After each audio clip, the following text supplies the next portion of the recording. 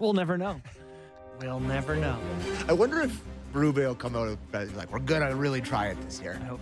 And then they just don't again.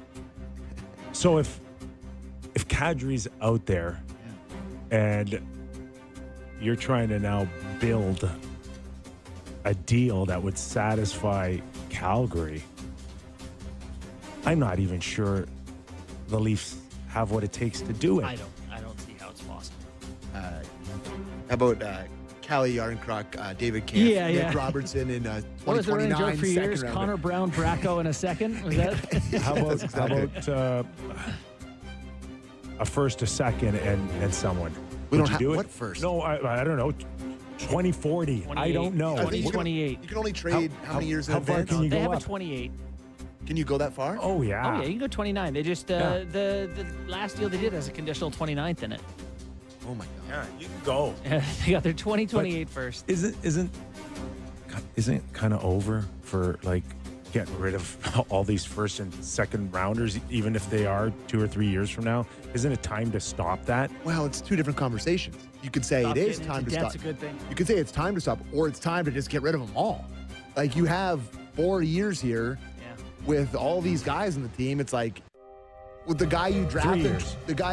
yeah, sure, in 2028. Like, boy, he's going to be a great third line center when gotta tell you, everyone's gone. When you're talking about like asset management, like you look, Carolina took a licking for the Rantanen thing. They turned expiring Natchez and Jack Drury into Stankoven extended, Keandre Miller, and they have 4 first-round picks in the next 3 years.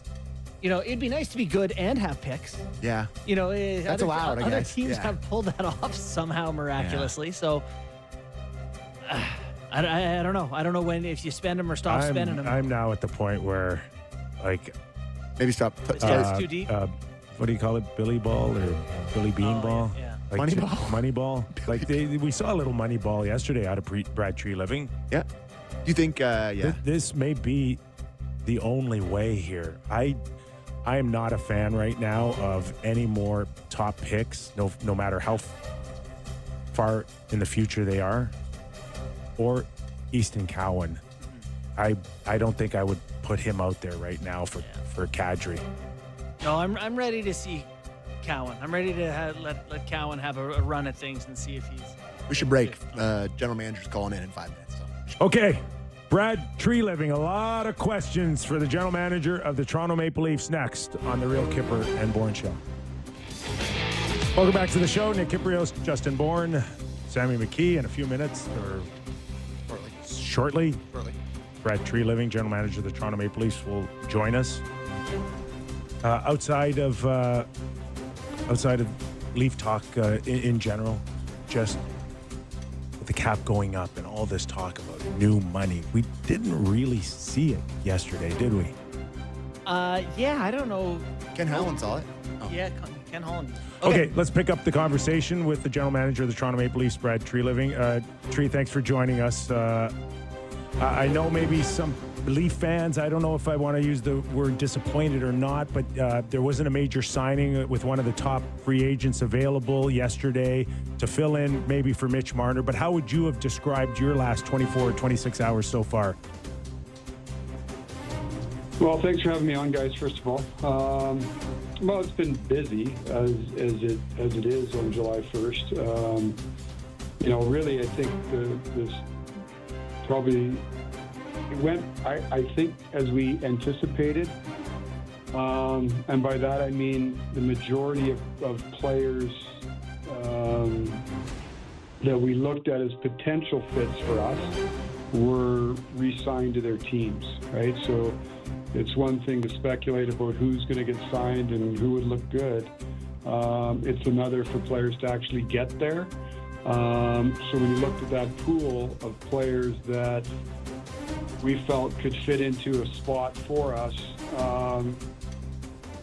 if you talk about, a top 9 role, a top 6 role higher in your lineup, the pool became increasingly shallow from what the projections were. When you look at who's a projected free agent on June 27th,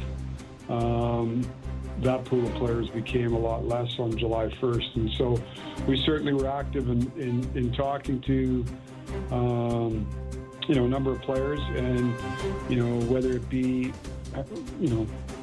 not necessarily wanting to, not seeing a fit with us or not wanting to come here, or contractual requirements not fitting.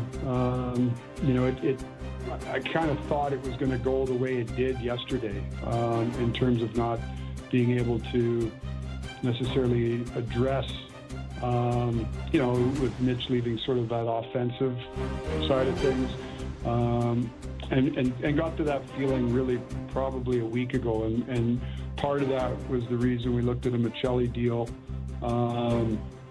in terms of a player that can bring some offensive ability, a player who we think had a down year last year, and there's more upside there at a relatively inexpensive cost. So that's probably a summary of yesterday, and we continue to pick away at it today and moving forward.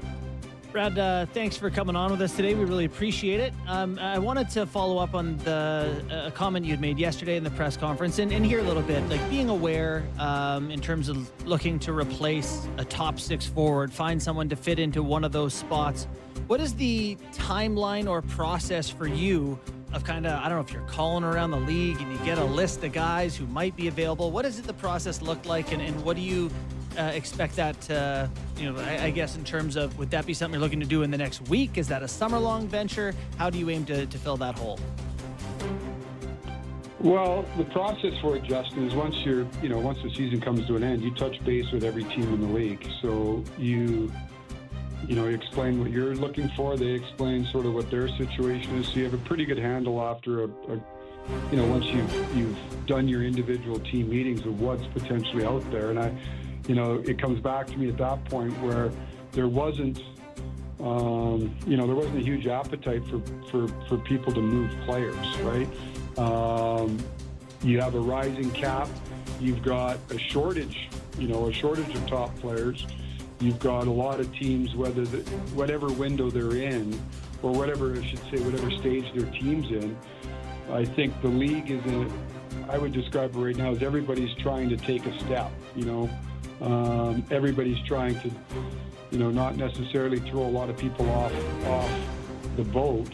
And a large portion of the reason for that is because you've got a rising cap, right? There isn't, we've seen in the last, really in the last number of years when we've operated really in a flat or a marginal increase cap where people run into issues, right? And so now they've got to make decisions and move somebody out.